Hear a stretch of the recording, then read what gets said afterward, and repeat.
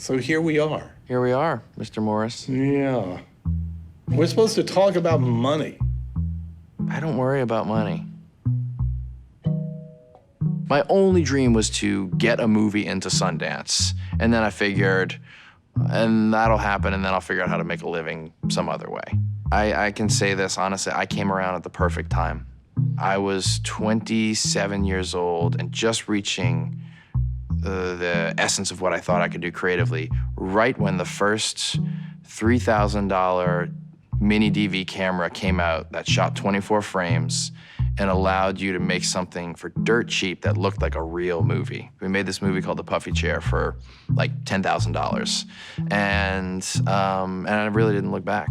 Seems like a good idea. It's been interesting because I never saw myself as a money person or someone who was fiscally minded growing up. So when it comes time for me to make a movie and I say, all right, I've written this script, it would normally get made for $2 to $5 million in the studio system.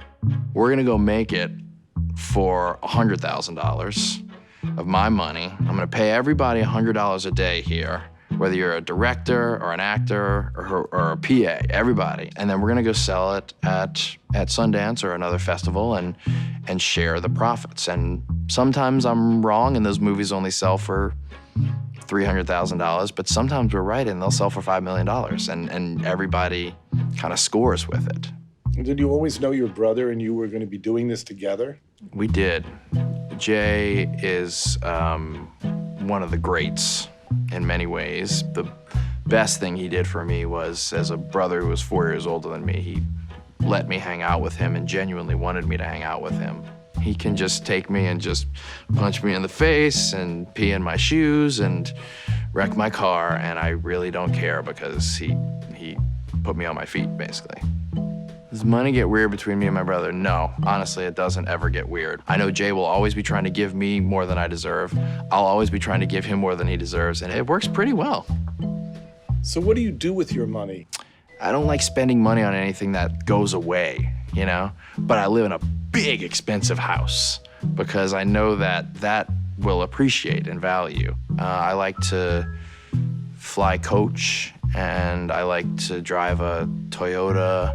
I'm a very traditional kind of 1940s guy who's, you know, you gotta invest and let it appreciate and build your wealth and compound it. I give a lot of money away. My wife and I give away about 10% of what we make. We kind of try to be in the 10% club. I genuinely feel so lucky. We talk about it all the time. I was in the right place at the right time. I think if I made the Puffy Chair today, it doesn't get into Sundance. It doesn't do what it did for me. I just happened to be there. Which is a good thing. It's, you know, it's good, and it makes you feel that it's that fragility of life feeling that, oh my God, if I had not been at the subway at this right moment in time, I wouldn't have met my wife. I feel that way about my career. Like, I'm so thankful and almost, you know, just feel lucky. So I don't really stress about money. There's so many other things you could worry about. I mean, wonderful things you could worry about.